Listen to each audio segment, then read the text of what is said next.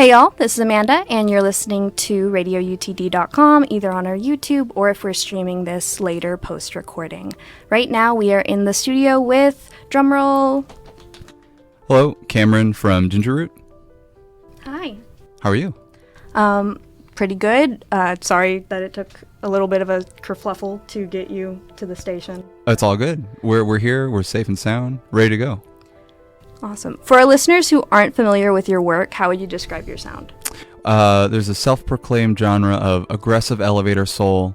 It's aggressive at times because of dynamics, elevator at times also because of dynamics being a little laid back, and soul because of kind of the groove-oriented music that Ginger Root is inspired by. Do you have any specific groove-oriented artists that really inspired either like a certain album or just your push overall to explore this genre? Yeah, kind of the early days of Ginger Root, it was definitely inspired by a lot of stuff I grew up listening to, like stuff from Motown or Philly soul, Stax and stuff like that. And also, like around high school, I was listening to a lot of like Japanese city pop stuff and things from like the late 70s from that era, and yeah, kind of a fusion of things I listened to growing up, including more melodic stuff like Electric Orchestra or XTC and power pop stuff. Nice. 100%. I love the way you describe your music because I bop, I do little fist bumps. I can imagine myself in an elevator just jamming. Yeah, just vibing out in an Just elevator. vibing. That's the scene. Being a little chaotic. Yeah. So this isn't your first tour, right? Or is it?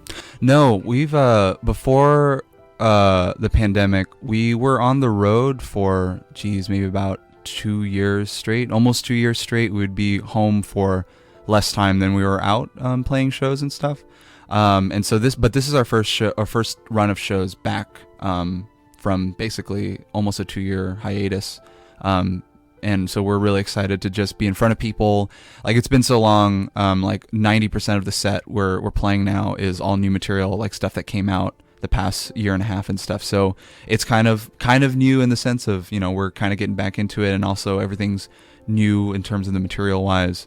But then also we feel back at home because we're finally, on stage again. That's wonderful. I believe you played in Austin last night? We did, yeah. We played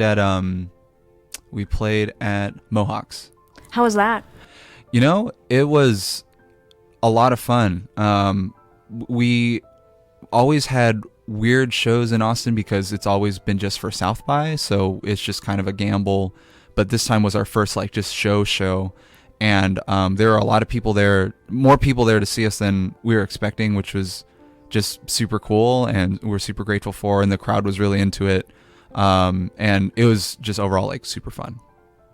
Awesome. Like, cause yeah, it's probably been such a long time since you've had this road tour experience. Yeah. Just being in front of people has been just like, yeah, amazing to be able to do again. And it feels new and it feels, but yet familiar. And so, yeah, just tons of fun and super grateful.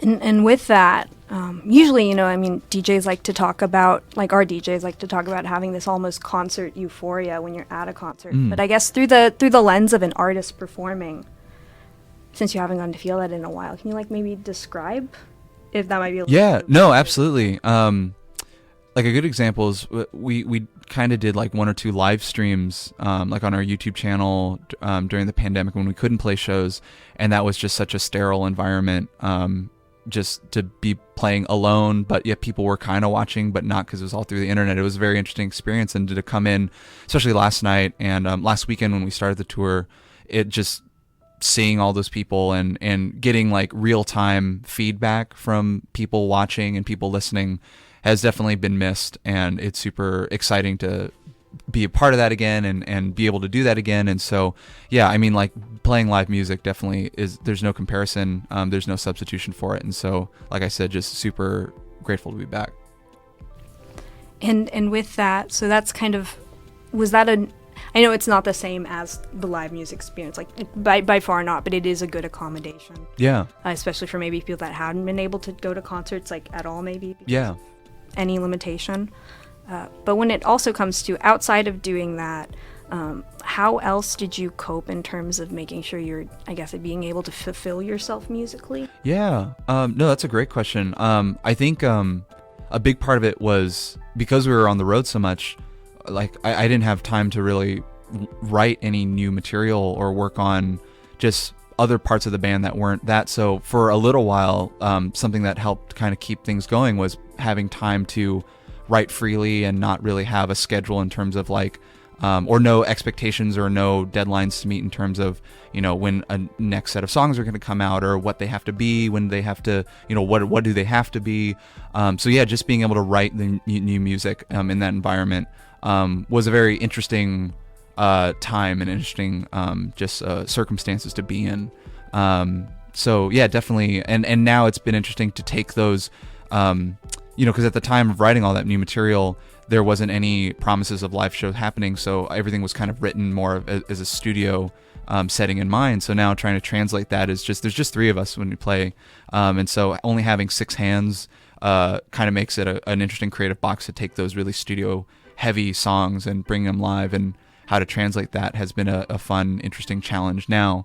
But yeah, through like that time of kind of a break period, what kept me going was just being able to write and record and try out new instrumentations and all that stuff.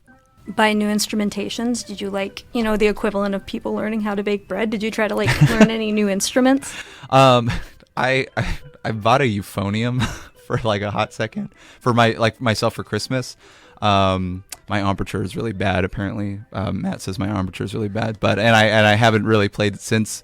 I want to get back into it, but yeah, I guess my musical equivalent of making bread was thinking I could play the euphonium for some reason. Is it just fully retired now? Are you? No, it'll make a comeback. I think now since we're back on the road, I've had less time to think about it. But it would be really cool to maybe take a proper class with some or something like that. But it's not fully retired. Maybe it's on the shelf right now though. Okay, keep that in mind in case. Yeah, I might break that out live if I can get the confidence to play a note. That would be a fun encore. Just one of the songs solo euphonium style. That'd be crazy. And earlier you're talking about getting all these songs out and writing. So I would assume a lot of these ended up becoming City Slicker. Yeah. Most of the record for Ricky, which was the album before City Slicker, was written before the pandemic. So that stuff actually existed, was supposed to come out, and then we kept pushing it back just because we didn't know. At that time, we just didn't know if the world needed more music. We were kind of who cares at that point. But then, yeah, for City Slicker, a lot of the songs during that time period that I mentioned before, ended up being City Slicker. The stuff on there, those 6 songs. And City Slicker released, I believe, in early late August. Yeah, it's about I think 2 months now, so pretty fresh still. Can you tell us a little bit about the process of making that album? Yeah. It seemed like there was a theme based on the Bandcamp description. Yeah. I kind of wanted to finally write something that wasn't personally introspective. I kind of wanted to create a character. And so I kind of went all out, and I thought it'd be really funny to write songs from a perspective of this main character from this fictional film called City Slicker, and what he experiences through his life. And so through those 6 songs, it's a journey of his eyes from the people he knows, his friends, his love life, his interaction with just his coworkers and colleagues and stuff, and just him and who is the City Slicker. And the 6 songs kind of portrays a 22-minute journey of whatever of who this dude is, So yeah. So I know you've come out with a few music videos, Mm-hmm. kind of blast Loretta Mm-hmm. at a pretty good rate per month. But would you ever consider making maybe a longer length music video? Yeah. Or a movie version? Yeah. No. I mean, I kind of tried to do that for this one. And I managed to do a music video for all 6 songs, which is definitely something I wanted to do. And build out this whole world. But definitely, I'd love to make more long form film narrative content in the future, whether that's attached to Gingerit or not. I think that's definitely something that I've always wanted to try to tackle, and when the time is right, definitely we'll try to do that. And with that, I mean, you're just mentioning your other interest. How do you think your outside projects have influenced your music as it is today? Yeah. So my day job is I'm a freelance video editor. I went to film school at Chapman, specifically as an editor. And so I always find it really interesting how there's a rhythmic element to editing and there's a rhythmic element obviously to music. And so kind of both of that influencing, like the way I edit influences how I think of music and songwriting, and how I make music definitely influences how I edit too. So they are definitely, tied in and attached to one another. So in those regards, like those kind of two creative endeavors kind of definitely complement each other. That's wonderful. And for I guess in terms of just thinking long term in the future, tonight you'll be playing in Fort Worth, I think? Yes, correct. And then I think you have a few other concerts lined up. Yes. This. Yeah. Till like the end of the month, roughly. Actually, just the end of the week. End of the week? Yeah. Wow, days going by. It's going really fast. Have any like Halloween plans? We actually might do a live stream on Halloween. We did that for Ricky, and we're like, why not do it again? And because we couldn't make it out to every city we wanted to for this run, because we're just opening and we're attached to whatever the headliner's doing. We're like, well, let's just do like an official City Slicker kind of celebration. We wanted to do like a real person show and a real tour, but just because of the circumstances, it wasn't possible. So, at the very least, we're going to try to do something like that and do that fun. And just like my middle school dream of my YouTube channel passing like 100,000 subscribers is probably going to happen like this weekend. Yes. And so that will also be a celebration for that. You were like at 99.1. Yeah. Today? This morning. Yeah. Yes. Yeah. So it's closing in, and I'm very excited. Hopefully by the time this interview comes out, maybe you'll reach it. Or if not, it's like maybe 3 away, and like you listeners, you can make some history. Make some yes. YouTube history. Yes. Be a part of the action. Be a part of the silver plaque that's awarded.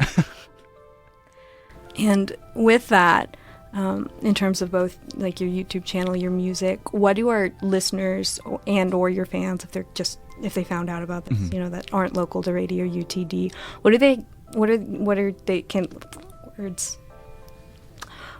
can they look forward to in the future?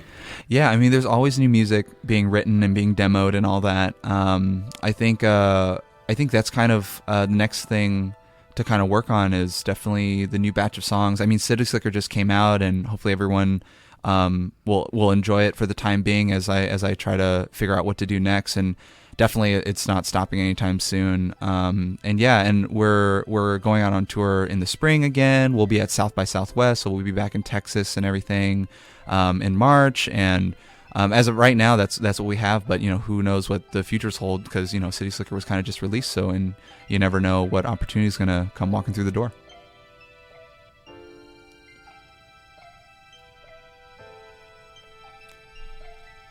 %. I feel like it's just going to keep going up. I mean, I can't see how you wouldn't make the YouTube hit.